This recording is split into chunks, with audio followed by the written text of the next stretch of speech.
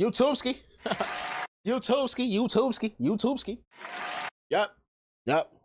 Crime time. W fucking crime time. W crime time. W crime time. Crime time. Crime time. Crime time. Crime time. Okay? The moment she realized she killed her boyfriend. I'm telling you, these females are the new men. No cap. Dr. Insanity. Let's get right into the video. The reason why I said that. Hey, what happened? I don't She's know. looking. Did you just come home? I was down the street walking my dog and they shot him. This is 22-year-old Alyssa Blackburn. She's capping. And she just returned home from walking her dog to find her boyfriend shot and barely alive. That's it.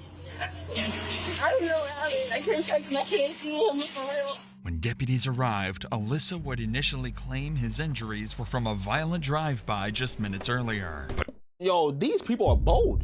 She said, oh my God, no, I can't see him. No, oh my God. And she's there. And she did that shit? That's crazy. But it wouldn't take long for them to start noticing holes in her story. She's frantic. I think she knows more than what she is saying. I said the same thing. I was like, for all we know, she smoked his ass. What deputies didn't realize at the time was that Alyssa never walked her dog. In reality, she had been right there witnessing the entire shooting up close. As the investigation began, detectives would uncover a meticulously planned homicide and a tragic conspiracy, with Alyssa right in the middle Not of the it. First, they mastermind. got a witness saying they observed a white male run out of the house with a gun. Why are you lying to me? You understand me? Stop. Don't start lying to me. He said, mother, I ain't gonna shoot you, and he was shooting him the whole time. And it was all over this damn female. It's all over a girl. You literally have one opportunity to talk about this, otherwise you are. Did she call the cops? On October 29, 2022, the Escambia County Sheriff's Office received multiple 911 calls from frantic residents on the 1100 block of Medford Avenue. Earlier that morning, a driver in a black sedan had reportedly opened fire on a home in a small neighborhood. Damn! Hours later, at around 2:00 p.m., the sound of gunshots would be heard again, but this time followed by a young man's anguished cries for help. What the fuck? Oh, Quickly, hold on, officers were dispatched to the scene, racing to piece together what had just unfolded.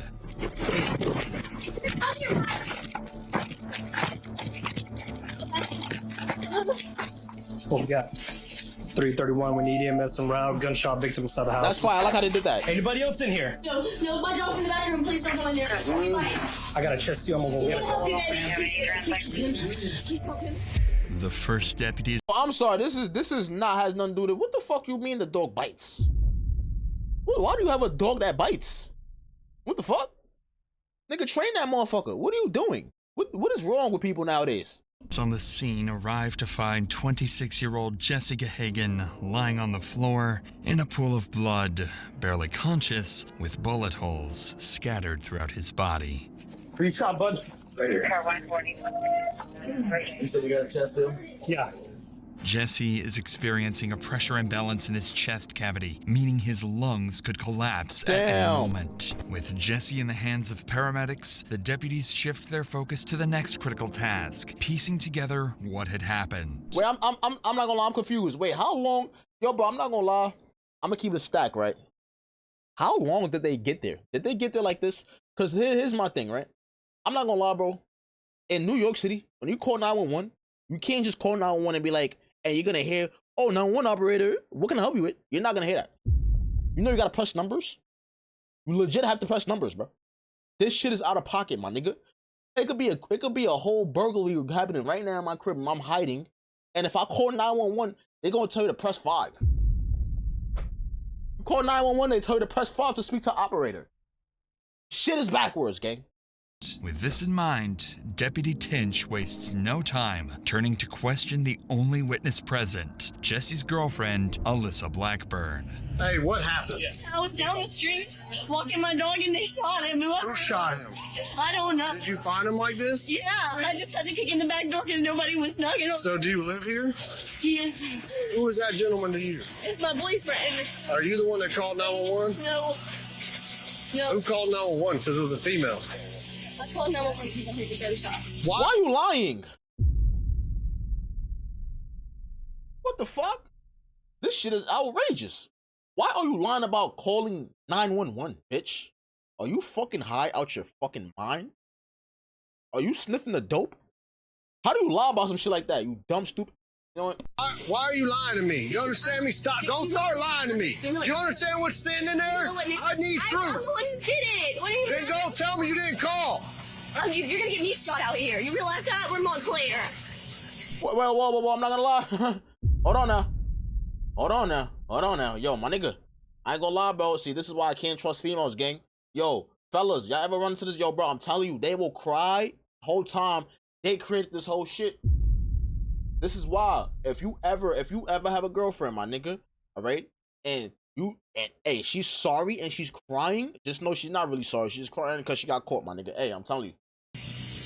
It's my life too. What's your last name? Blackbird. I don't think you realize that I'm risking you calling y'all for real.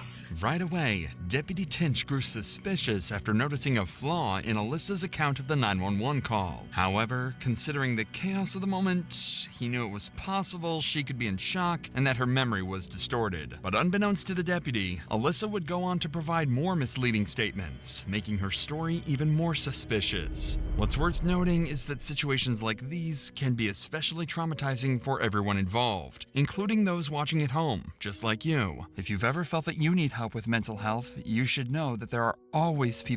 With that said, let's get back to Alyssa. Even though her inaccurate account of the 911 call was suspicious, Deputy Tinch knew it could be due to her frantic condition. If anything, this just made him want to know more. Before you left to walk the dog, was he by himself? Yeah, no, there was nobody else here. And he wasn't like that, right? No, he was not like that. He was fine. He was in the room, and he was not bleeding on the ground. Who else lives here? This is, I don't even know whose house this is. I just got here like 2 days ago. Real shit. I swear to God, I just moved here. All my stuff's Oh, in she there. black. She hang out with black niggas. She hang out with black folks. No cap. Like I could just tell. I could just tell this is like this is a hood bitch who hang out with black niggas, bro. I ain't gonna lie, I'm keeping stacking. But my dog's in there. According to Alyssa, the shooting occurred in the small window of time while she was walking her dog. But none of this would matter to her, as her boyfriend would be carried out in a stretcher unconscious. But the glass, was it broken before you left? Was it out here when you left to walk the dog? Okay. Oh my God. Just step over here. Sure. It's likely Alyssa, in this moment, believed Jesse had passed away. First responders were using what's called a soft stretcher, not too different in appearance to a body bag used when the victim is dead. However, Jesse is still alive. He was suffering from multiple gunshot wounds and was slipping in and out of consciousness. He appeared to have been shot in the upper abdomen and leg and was in critical condition. Damn. As paramedics loaded Jesse into the ambulance, preparing to take him to the hospital, deputies could finally give Alyssa their full attention, as she was the only witness so far who could give them a lead. But soon, officers would begin to suspect that Alyssa wasn't the innocent victim she portrayed herself as. I don't know, honey. I'm sure he's talking to us. So yes, because he just gave us a bunch of information. Look at her, yo, my nigga, yo, this is blowing me right now, gang. I ain't gonna lie, my nigga, yo, she's getting me so, yo, I hate, cause bro, it really be women out here like that, my nigga, who are dead ass do some weird shit like this dumb bitch, bro, and they be like, whole time you setting this whole shit up, my nigga. Fuck. I know you gotta make it look realistic, but it's like, damn, for the people that know that you had something to do with it, it's disgusting. Okay. I don't want nobody to see me. Oh my God. See you, okay? Okay. Let's call your parents, okay? Due to Alyssa's seemingly frantic condition, deputies were unable to get any more information from her beyond what she had already recounted. So in an attempt to make sense of the situation, deputies on scene began sharing the information they had gathered, and they quickly started to notice some intriguing details. So I wonder, earlier it was a drive-by, this was Target House, and then maybe somebody came back. Bro, it looks like he got shot in the house. That's what I'm saying. Yeah, they're casing dog. Yeah, that's what I'm saying. Whoever, either they bucked up in the house or they know him and let him in the house. Yeah, but her time frame is way off, bro. That's the problem. Is she's like, I asked her who called. She's like, not me. I'm like, it was a female, honey. She's like, okay, I called. And then I said, stop fucking lying to me. This is serious. She's saying that she left to go walk the dog, came home to this, and the time frame is not 4 hours ago. Because she's saying she heard the shots. So it wasn't the. I guarantee you it was. We can find some cameras.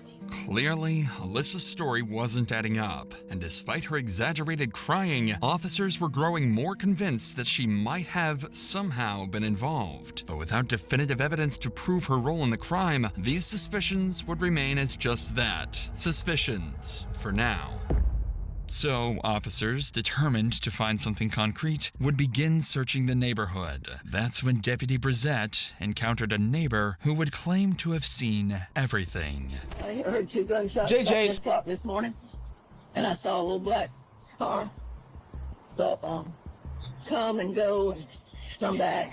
You know, I don't know if they had anything to do with it, but they were. It was like they just took off from right over here. Did you hear some gunshots? Yeah, I heard 4 of them. Over here? Mm-hmm. I just seen a black boy and a white boy just get in the car, and I seen the white boy. What I say? What did I fucking say? She hang out with black niggas, bro. I'm telling you, bro. She hang out with them niggas, bro. I'm trying to tell you, bro. I'm telling y'all, I be know what the fuck I be talking about, man. What did I say? Just by her like demeanor, you could tell like she hang around with some niggas. She be hanging around niggas. Come out with the gun in his hand. What kind of vehicle? It's like a beat up, old school looking Toyota Camry. And he came out the door. He said, "I told them just don't want." Yeah, she set motherfuckers up. Was it a black boy or a white boy that got shot? White guy got shot. Ooh, the one that lived there. The tattoos. Yeah. Yeah, they always going I back and forth. With different people. Mm-hmm. Okay. Yeah. Have you ever seen that car in the area before? That white guy? Always there. The Camry's always there? Yeah. What these witnesses just revealed was critical. According to them, shortly before the shooting, a beat-up Toyota Camry pulled into the driveway of Alyssa's house. 2 men stepped out, one white, one black, and made their way towards the home. Additionally, one witness noticed something even more alarming. The white male was armed, and moments after they entered the house, gunfire erupted, echoing throughout the neighborhood. With this new information at hand, deputies could finally narrow their focus to 2 prime suspects, who for now would remain unidentified. As for Alyssa, her role in the investigation was still unclear. It still made no sense why she felt the need to lie about her story. And given Alyssa's emotional state, it was impossible to get anything valuable out of her, so her parents were allowed on the scene to help her calm down. In the meantime, deputies would notice the biggest flaw in Alyssa's story yet. She was in that fucking house. So she was in the crib? No. Oh, she was around when this shit happened? Yeah, it's over. Black man isn't guilty. I'm not gonna lie. I'm black. I'm gonna keep it stacked. Whatever they say he did that motherfucker. Yeah, I'm sorry, bro. I ain't gonna lie, bro. Whatever they say he did that motherfucker. Even if he didn't pull a trigger, he was there, he did that motherfucker. He was there. Alright? Damn. I'm sorry to say it, man. You feel me? I'm not no street nigga no more. I'd have been like, yo, I ain't gonna lie, free my black. Yo, I'd have been saying free my niggas right now. I'm gonna keep it a buck. I'd be like, yo, free my black son right now, man. But I ain't gonna lie, growing. I'm not a young nigga no more. I'm not a YN. You feel me? So I gotta just be real. No. Bristol got a witness saying that they observed a white male run out of the house with a gun. Oh, okay. This house is not just 2 days lived in. Hang on. Right. There are the people that live there. Right. So who are they? This deputy just picked up on a very important realization. The house Alyssa claimed she moved into with Jesse only 2 days ago looked well lived in, contradicting her entire story. With this new suspicious clue, Deputy Davidson devised a genius solution to finally determine if she was just an innocent witness or if she had a bigger role in the shooting. If I ask if lives here and she says no, she's lying. Why would she lie? Okay, I'm just gonna go for it. Does anybody else live here with you and Jesse? I don't know who lives here and who don't, because there's people here all in and out all the time. I'm not gonna lie to you. There's a dude named he sleeps on the couch sometimes, I guess. I don't know. Oh, she giving niggas names? Oh, JJ. She giving the names out and she planned this? Yo, this is why bro, I keep telling niggas, bro. Why do niggas do crimes with a fucking female involved, my nigga? They are gonna be the main one telling, bro. What the fuck do niggas not understand? I don't get it. What the fuck? Even if that nigga, even if she not saying the nigga name who did it, you still bringing up a name. What the hell? I don't know, because he was like, I've been letting you stay here because he stayed in tip, but the way they were talking, it sounded like he just got here. So you know what I mean? Like, yeah, what is she saying? They have been there that long. Alyssa finally cracks, admitting that one of Jesse's friends was living in the house with them. This is important because he could potentially be another witness to the shooting or even a suspect. Deputy Davidson would go on to press Alyssa for more information about this friend, but to no avail. And with nothing else to go on, deputies reached a dead end in their investigation. So far, they knew that 2 unidentified men had carried out the shooting of Jesse and fled the scene in a black Toyota Camry. They also discovered that others had been living in the house with Alyssa and Jesse, opening up possibilities for even more witnesses and suspects. Lastly, Alyssa's account of events had proven quite unreliable due to her frantic condition. So with the on-scene investigation at its end, Jesse clinging to life in the hospital. Would you smash a chick with a dick if she had a fat ass? What the fuck, nigga?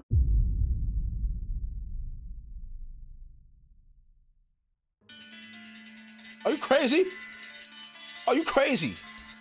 Fuck no. Hospital, and Alyssa the only immediate witness. The next move was clear. Take Alyssa to the police station for a formal interrogation and get to the bottom of whatever she's hiding. An hour later, Alyssa and her mom would be transported to the police station and placed inside an interrogation room while detectives gathered all the evidence from deputies. Alyssa doesn't know it yet, but this interrogation would go far worse than she could have ever imagined.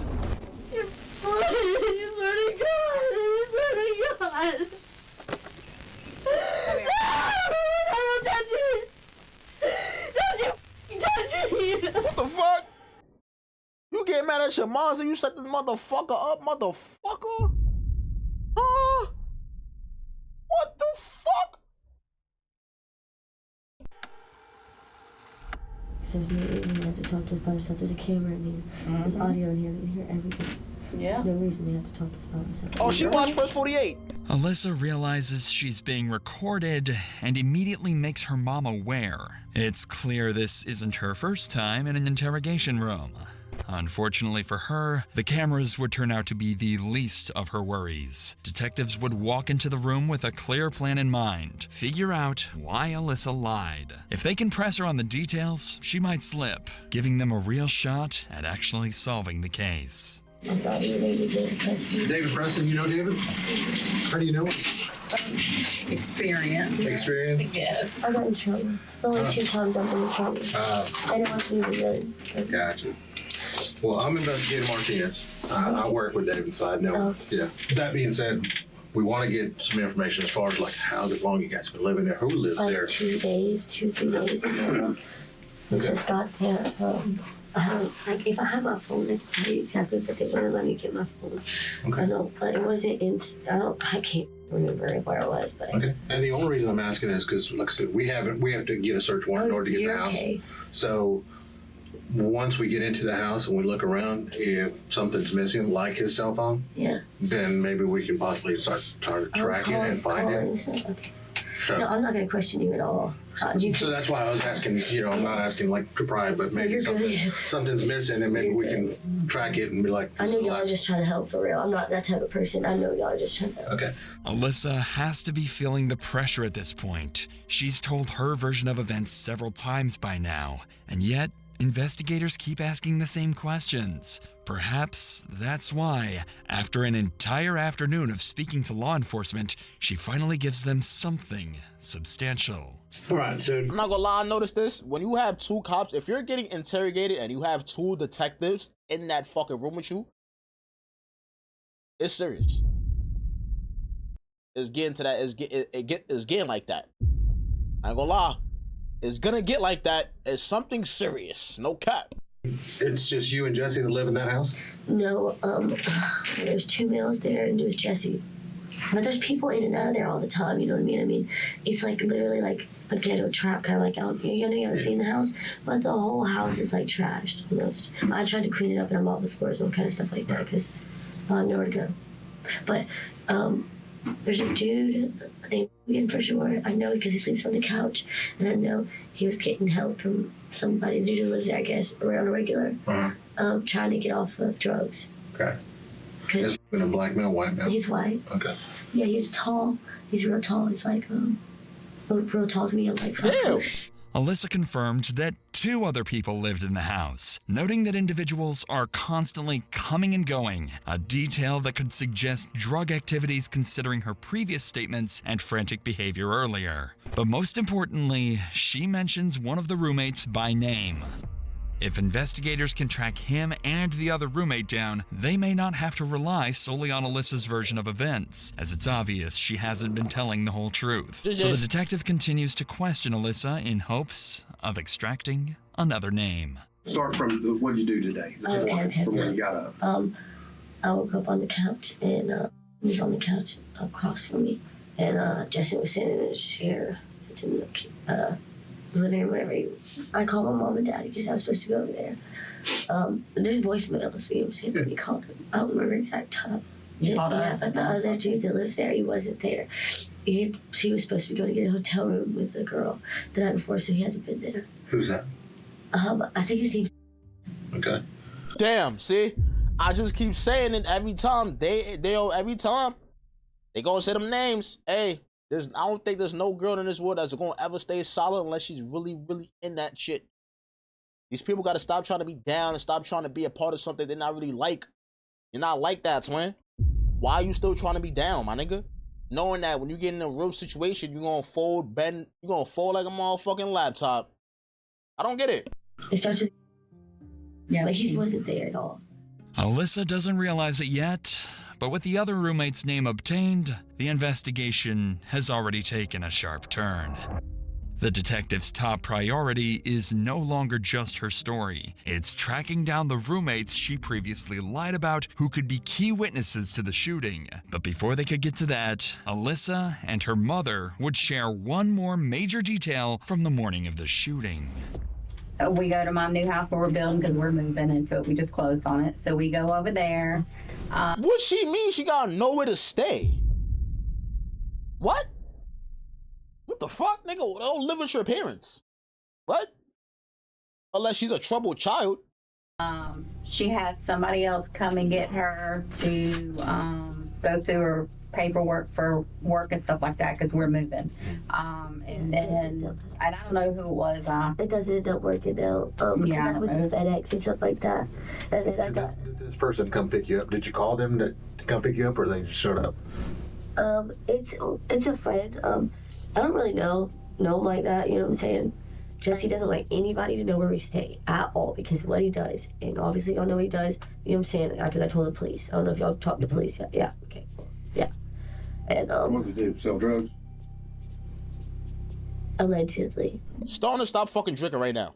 You're gonna pass out. Come on, lock in. Oh, well, it's important. I don't even know if I just used that right. Yeah, he sells drugs. He sells drugs. And what kind of car did this person pick you up? A black car. Yeah, I don't know what kind of car it was. Just black. It's a older vehicle that doesn't even have the emblems on it. Did you see it? I didn't pay attention. Yeah, it was black. It was Looked black. like it was spray painted. Yeah, maybe. I don't know. It was. I know it was black though. I didn't like pay all attention. Toyota or something like that. It was definitely a small sedan. What's a sedan?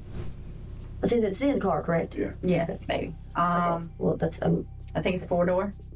Alyssa's mother just described the same car that witnesses saw fleeing the scene, a black Toyota Camry. But what's even more crucial is Alyssa's own admission. She was in that very car after being picked up by a so-called friend. With this insight, detectives now have a major person of interest, whoever was driving that black Camry. Now their top priority is clear. Identify this man. Yeah. What's his name, the guy that come and got you? I don't know him. That's what I'm saying. Well, how'd you call him? Jesse, I didn't call him. I said I didn't call him. Oh, he just showed up at the house? Yeah, my brother knows him and Jesse knows him and all kind of stuff like that. Like he comes around all the time and hangs out with him. I don't associate myself with people that he does. I'm not allowed to even be at the house by myself. Is he white or black? He's white, for sure. Can you describe him to us? Well, he's kind of ghetto. No, he's ghetto. He's got Tattooed. Yeah. You can tell he's been to jail. 20s, 30s. At least like his late 20s. Despite the vague description, detectives can now confirm the driver of the black Camry is a white male in his late 20s with tattoos. Combined with all the other information, these details are enough for detectives to begin searching. But before detectives wrap up Alyssa's interview, they would have to deliver the tragic news of what happened to Jesse. I did just get off the phone with the doctor's office, and he did not survive.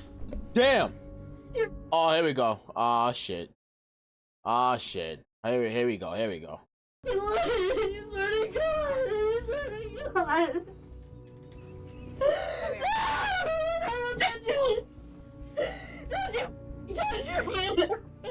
my dad? Why he's not here? We can't leave. Can you leave? What the fuck? Bitch, what? What do you think this is, bitch? You think you crying and shit is gonna... Think we care? Think we care? God, he did. You swear to God!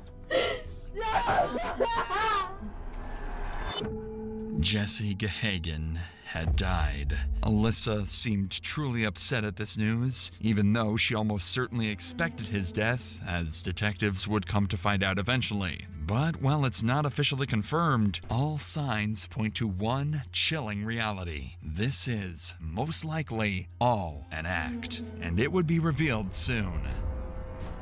Yeah, we can get you out of here. Raise your right hand. Somebody killed your boy. Yeah, I called the police! I tried to save his life! Yup.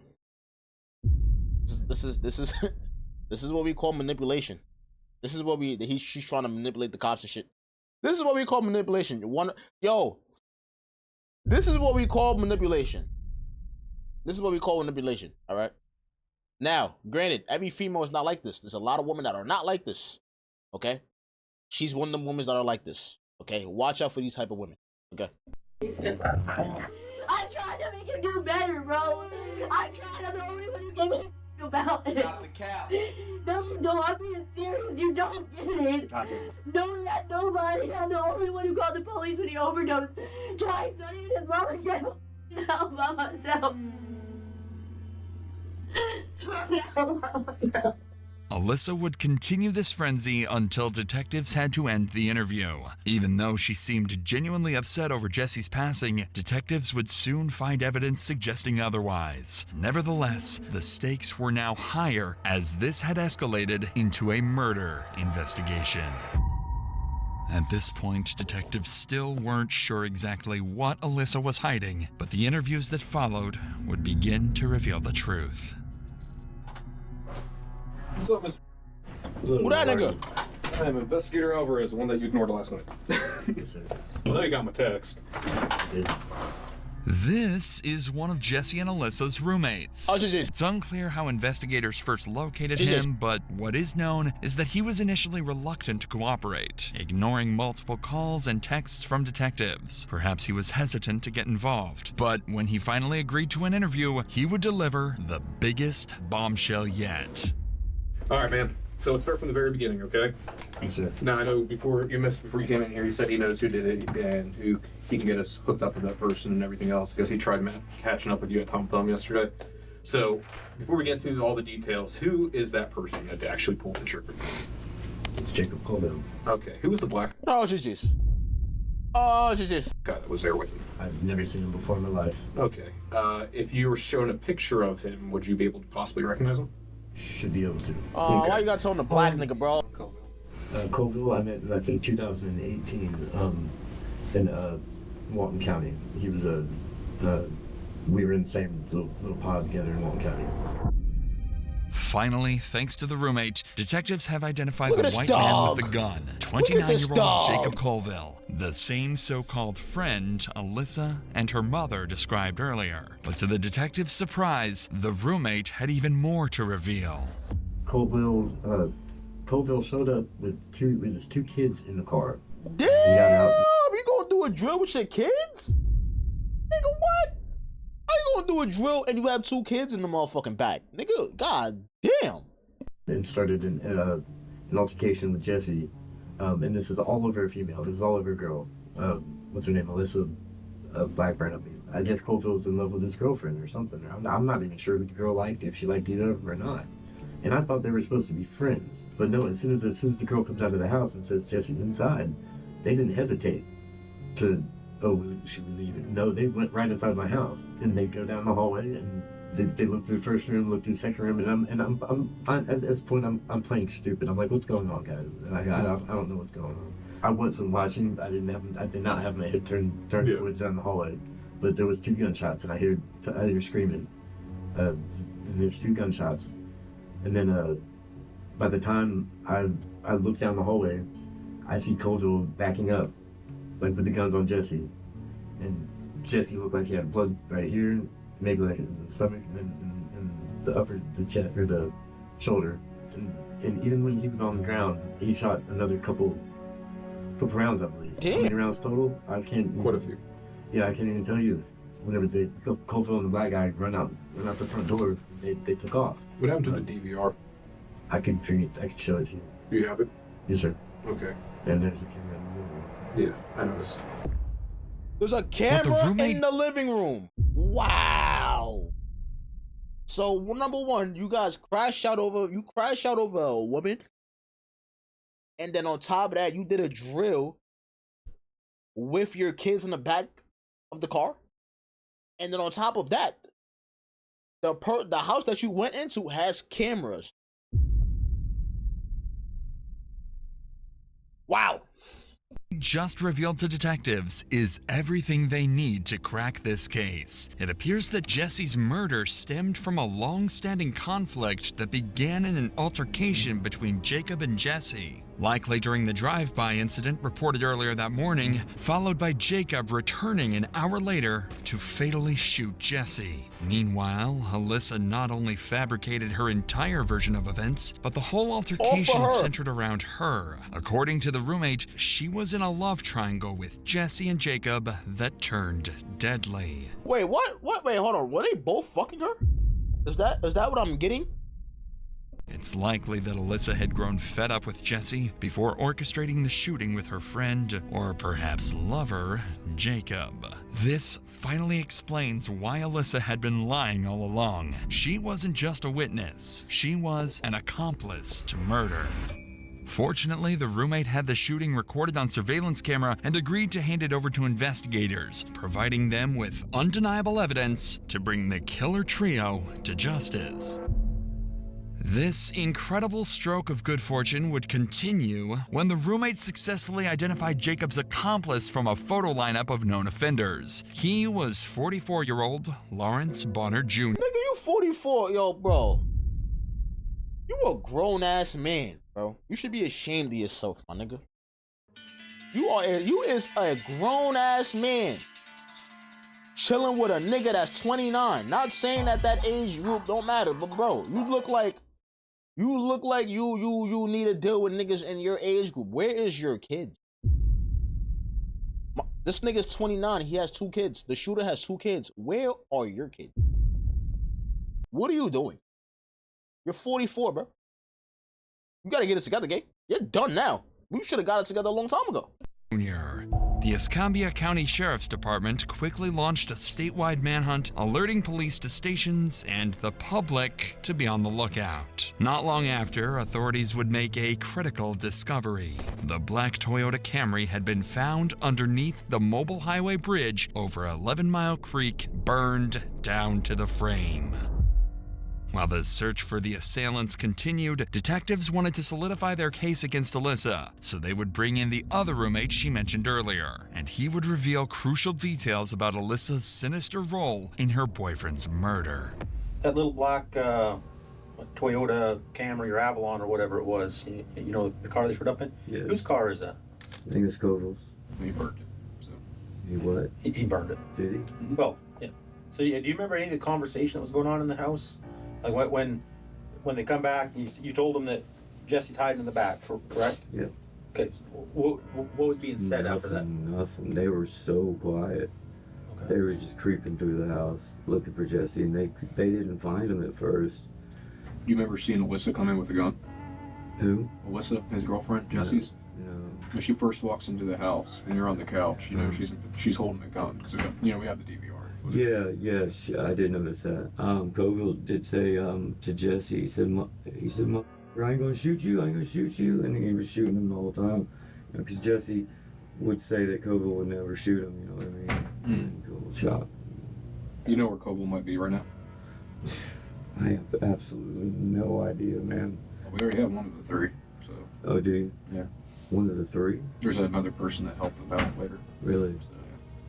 At this point, detectives had multiple statements from both roommates that not only implicated Alyssa, but also discredited her alibi of being somewhere else at the time. Combined with video evidence showing her holding a gun inside the house before the shooting, there was no denying that Alyssa was certainly involved in the murder of Jesse Gahagan. While detectives were wrapping up the roommate's interview, one of the killer trio, Lawrence Bonner, was arrested after deputies surrounded his residence. He was brought into the interrogation room directly across from this one. Detectives didn't waste any time with Bonner and would immediately confront him with video evidence to make him give up Jacob's location. We want to know why he reached out to you, what he told you, because we already know you participated there. We know you didn't pull the trigger. But at this point, you literally have one opportunity to talk about this, otherwise you are, and I'm gonna be very straight with you. And if you want to see the video, yeah, we'll show you the video if you want to see it. Let me see it. Okay. You text. They just asked if I wanted it. Perfect. How is this gonna help me though, man? Why? Because you're done. No, you're done. You're done. Don't even snitch. What's the point? You're gonna snitch, and you gonna get 37 years, gang. Out of 50 years they're gonna give you, you're gonna get 37, bro. What the fuck is the point? Just nigga. I'm being you real. didn't pull the trigger. I mean, I see your face in there. But I'm still. I mean, you acting like what the going on? I'm still gonna end up going to jail. You are going to go to jail, but the difference is whether if you decide to be honest and to help out, and then hopefully the courts will show leniency that you've helped out and you've been honest. That shit went down fast. He's or lying. It went down. He's lying. But not saying nothing. That video makes you look. Don't say nothing, yourself, bro. Just don't say nothing, bro. It's cute. You ready? Be looking for him. They found him yet? Oh, there you go. Oh, he dropped his pistol. Trying to get on him. You're like, what the? Here, hold this gun. There you go. Now give me that gun. There you go. Oh, let me go ahead and finish him off right here. Snap. Snap. No, wait, he's not done yet, though. Oh, shit, my gun. Let me get it. Oh, damn. Oh, let me give him one more, which he did right there. So now you know we're not bullshitting. Which Hey, can I talk to my girl, man? You're done. Can I talk to y'all, man? Now that Bonner understands the... Oh, your girl? Oh, she's about to get passed and tossed. Niggas is about to throw in the air and leave her there. It's over, nigga. What? That's not your girl, nigga. Don't call her your girl no more. It's over. The fuck? Don't call her your girl no more, nigga. It's over, gang. It's over, gang. No, that's gravity of his situation. I hope you about to call your girl and tell her, yo, I'm breaking up with you. Cause she is not gonna, yo, bro. Hey, yeah, put that head down, gang. And he agrees to share everything he knows with the detective. And he gonna rat. Starting with what the three of them did to Jesse. I really don't know him. But you know him by sight. You've seen him around. I seen him around. You know, he offered me a ride. I took the ride, right? Yeah, we put up at the house. The girl in the car, she was just like saying that the dude was selling, but something about the busted the windows or some shit like that though. And then old girl, she's knocking on the door trying to get in. Yeah. And then she comes back to the car and she throws something in the car and then she goes and walks her little dog. And then the rest of it's self-explanatory. We see the shots that happen and all that. Y'all walk back outside and y'all get in the car. And where's the girl? Does she get in the car with y'all? Yeah, she had them ran up. Okay. Bonner had just admitted his role in the shooting, going so far as to confirm that Alyssa had been present the entire time. Under pressure from the video evidence, Bonner would eventually confess to something even more damning.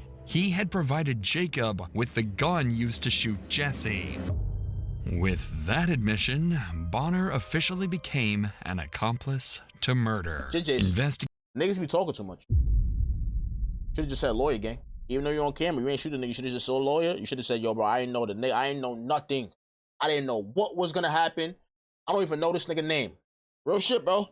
Investigators would wrap up Bonner's interrogation and book him into And it's actually crazy because the girl didn't even snitch.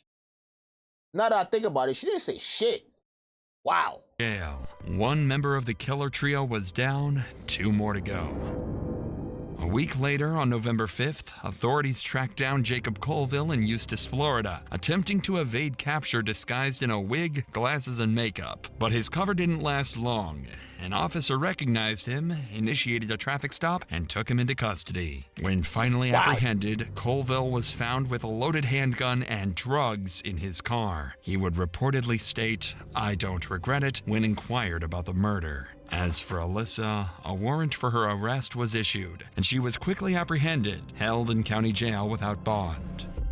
While the killer trio's exact motives remained unclear, investigators determined that Colville, Blackburn, and Bonner were driven by a mix of personal vendetta and criminal intent. Their actions were likely tied to drug dealings and internal betrayals within their circle, leading them to see Jesse Gahagan as a liability that needed to be eliminated. Nearly 2 years later, in June 2024, Colville was sentenced to life in prison for the first-degree premeditated murder of Jesse Gahagan. Meanwhile, Lawrence Bonner and Alyssa Blackburn were also charged as principals to first-degree murder. As of this writing, both remain in jail awaiting trial. If convicted, they too will likely face life in prison without the possibility of parole. Oh, they're fraud. They're fraud. They're fraud. I'm not gonna lie. It's over. Wow, W fucking video. Wow. And here, hey, never ever do a crime with anybody. At this point, bro, yo, I don't condone none of that. But if you're gonna do a crime, my nigga, do that shit by yourself. At this point, bro. Don't have no accomplice, don't have nobody, bro. Do it yourself, gang. W fucking video, though. What the fuck? Wow.